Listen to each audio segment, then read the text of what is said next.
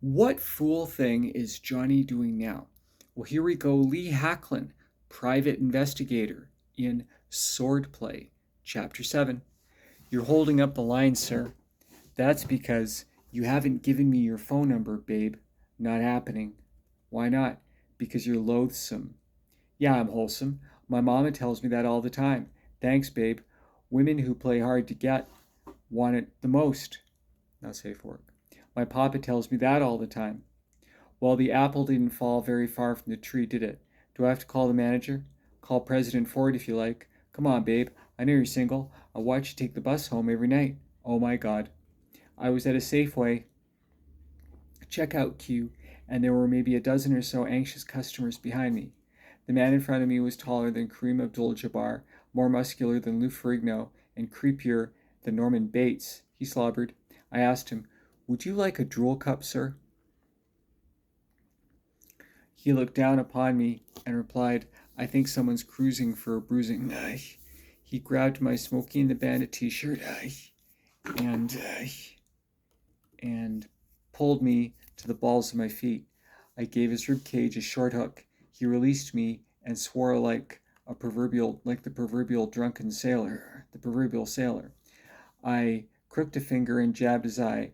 Then for good measure I kicked his shin. He hopped around on one foot and I kicked his other shin. He fell on his side.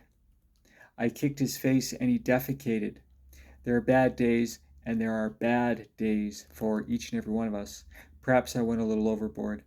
You broke my no, Mr. Olympia's next eek. Take some extra roids tonight. You'll be a new man tomorrow. Most of the anxious customers applauded, and I took a bow. A frantic man, wearing a green apron with white lettering, "I'm the manager and the buck stops here." He was a virtual clone of Alan Hale Jr., waved a big pen at me, and shrieked at me. "Leave now and never come back, or I'm calling the police." "Sure, Skipper." "Miss North? Susan North?" "Yes." "I'm Lee Hacklin. I'm so sorry about Akira. I've been hired to investigate his murder. What time are you off? Can I buy you a coffee after work?" "I'm off at 4. Never mind coffee. Dinner's on me." I helped Super Stud to his feet. Several customers were holding their noses. Who could blame them? Skipper asked him, "Sir, would you like to press charges?" He burst into tears and said, "I love you, Susan." I asked him, "What's your name, Beefcake?" "Ox." "Of course it is." "Ox, Captain Kirk said it best. There are a million things you can have in this universe, and there are a million things you can't have. It's no fun facing that, but that's the way things are. Look at the bright side. Everybody has a story to tell when they get home." A customer in the lineup yelled, "And when will that be? The year we finally get flying cars?" Ox picked up his groceries and left.